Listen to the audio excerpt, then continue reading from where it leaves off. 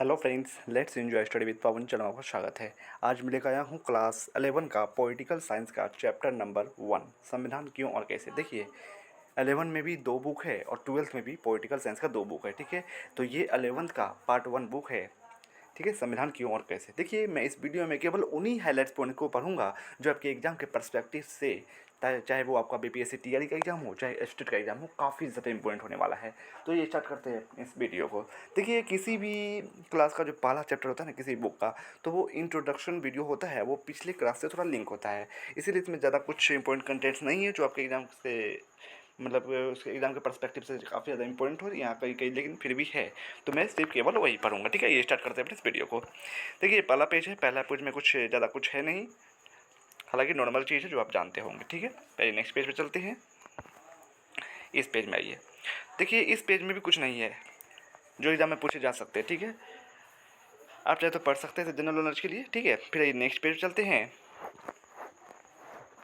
हाँ, तो यहाँ देखिए, यहाँ एक पॉइंट मिला कि संविधान का दूसरा काम यह स्पष्ट करना है कि समाज में निर्णय लेने की शक्ति किसके पास होगी। संविधान का यह भी काम है कि समाज में निर्णय लेने की शक्ति जो है किसके पास होगी, और जिनके पास होगी वो उनका मतलब जो नियुक्ति किस प्रकार होगी, क्या प्रोसेस होगा, वो सारा कुछ संविधान में लिखा हुआ है। ठीक है, उसी के अकॉर्डिंग काम भी होता है। ठीक है, संविधान यह भी तय करता है कि सरकार कैसे निर्मित होगी। ठीक है, तो वही हम भी बताएं।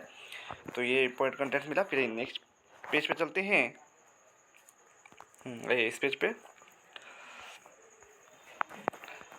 यहाँ देखिए, जर्मनी का निर्माण जर्मन नस्ल के आधार पर हुआ है। यानी वहाँ जो जर्मन नस्ल के जो ओरिजिनल आदमी है, वहाँ के ओरिजिनल निवासी है, उन्हें ही जर्मनी की नागरिकता दी गई है। ठीक है, मतलब जो मूल जर्मन नस्ल के हैं। ठीक है, बाकी गैर राष्ट्रीय लोगों को जो है वहाँ पर नागरिकता नहीं सौंपी गई है।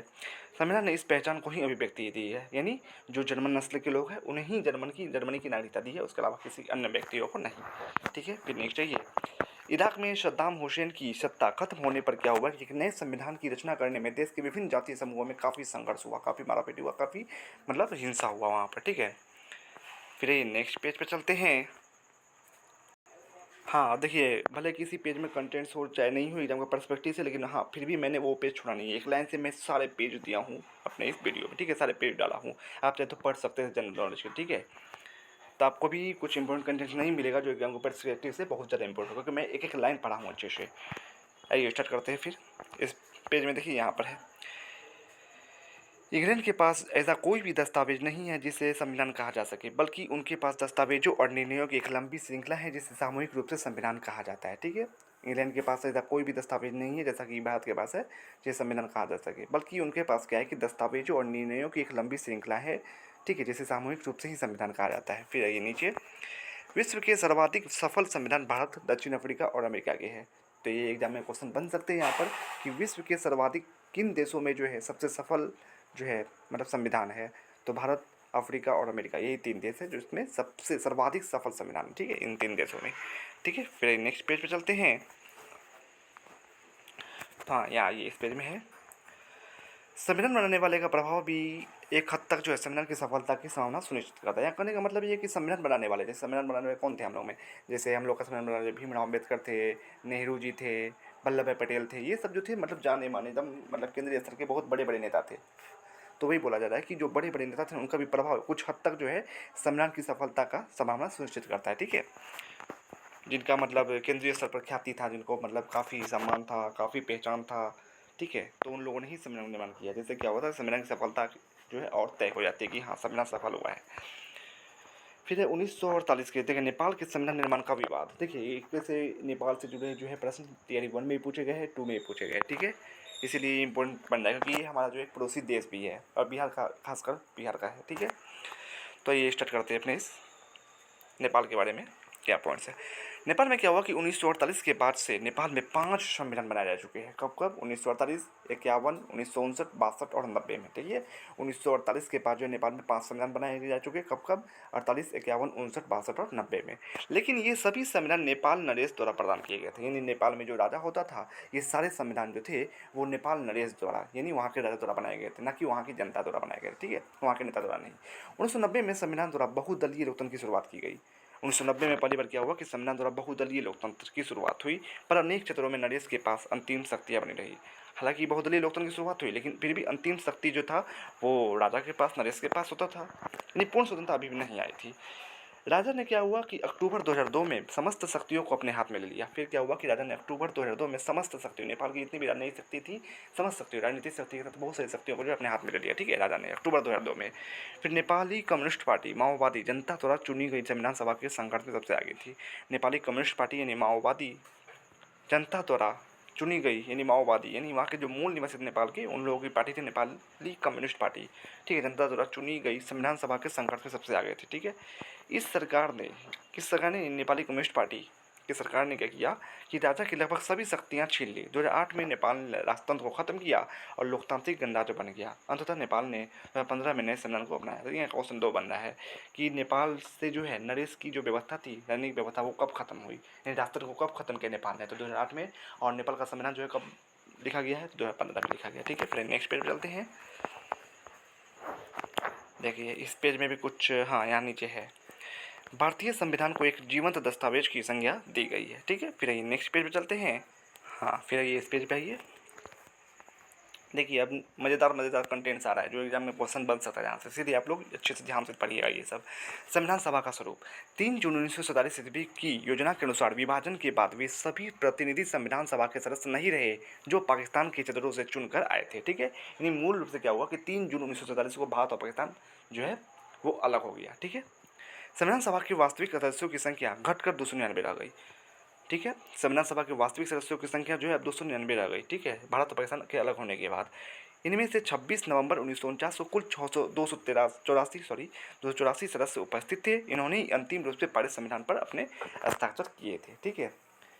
इन्होंने क्या किया, 26 नवंबर 1949 को जो है कुल 284 सदस्य जो थे उन्होंने संविधान पर हस्ताक्षर किए थे 299 में से, बाकी 15 अब्सेंट थे, ठीक है, उस दिन।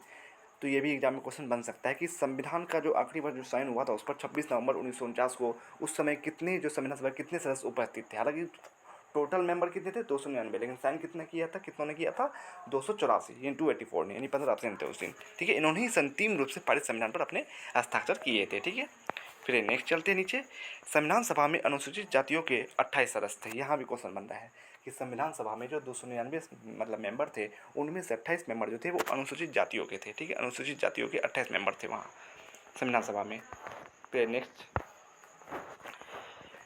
संविधान का केवल एक ही प्रावधान ऐसा है जो लगभग बिना किसी वाद विवाद के पास हो गया, यानी किसी तरह का कोई भी वाद विवाद नहीं हुआ, मतलब हुआ तो ठीक नहीं हुआ, मतलब अपने लैंग्वेज में बोलते हैं, ठीक है, ज़्यादा विचार नहीं हुआ उस पर, ठीक है, मतलब ज़्यादा बहस नहीं हुआ। एक ही संविधान ऐसा है, वो कौन सा संविधान है, मतलब वो कौन सा प्रावधान है, वो कौन सा नियम है, यह प्रावधान सार्वभौमिक मताधिकार का था, जिसका अर्थ है कि धर्म, जाति, शिक्षा, लिंग और आय के आधार पर भेदभाव के बिना सभी नागरिकों को एक निश्चित आयु प्राप्त करने पर वोट देने का अधिकार होगा। तो एग्जाम में क्वेश्चन यहाँ से भी बन सकते हैं कि संविधान का ऐसा कौन सा प्रावधान है जो बिना किसी वाद विवाद के मतलब लागू हो गया, तो वो क्या था, सार्वभौम मताधिकार, ठीक है। सार्वभौम मताधिकार का जो ये प्रावधान था वो बिना किसी संविधान सभा में बिना किसी वाद विवाद के ये लागू हो गया, ठीक है। फिर नेक्स्ट चलते हैं। नेक्स्ट कि संविधान सभा की सामान्य कार्यविधि में भी सार्वजनिक विवेक का महत्व स्पष्ट दिखाई देता है। सार्वजनिक सभा, संविधान सभा की सामान्य कार्यविधि में भी, संविधान सभा की कोई भी मतलब कार्यविधि जो थी, प्रक्रिया थी, किसी भी कार्य की प्रक्रिया, तो वो क्या होती थी, मतलब ऐसे तैसे नहीं होती थी, वो एक मतलब रूल को फॉलो करते हुए होती थी, ठीक है। तो क्या कहती है, सार्वजनिक विवेक का महत्व स्पष्ट दिखाई पड़ता है।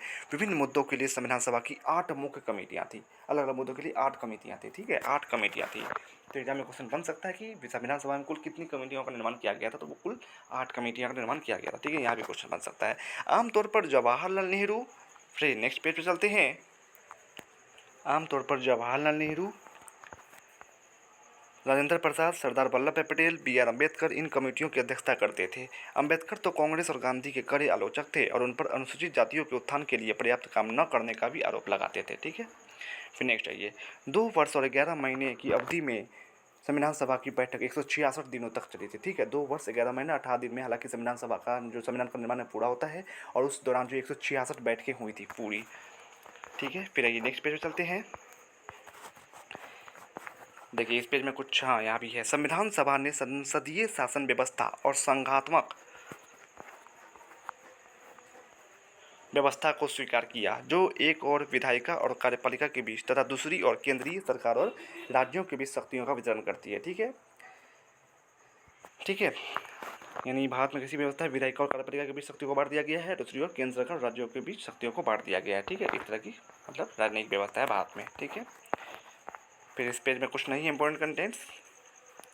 ऐसे आप उद्देश्य प्रस्ताव के प्रमुख बिंदु है ये पढ़ सकते हैं। देखिए क्या क्या था बातें उद्देश्य प्रस्ताव में जो जवाहरलाल नेहरू ने प्रस्तुत किया था उनमें क्या था। ठीक है, फिर ये नेक्स्ट पेज पे चलते हैं।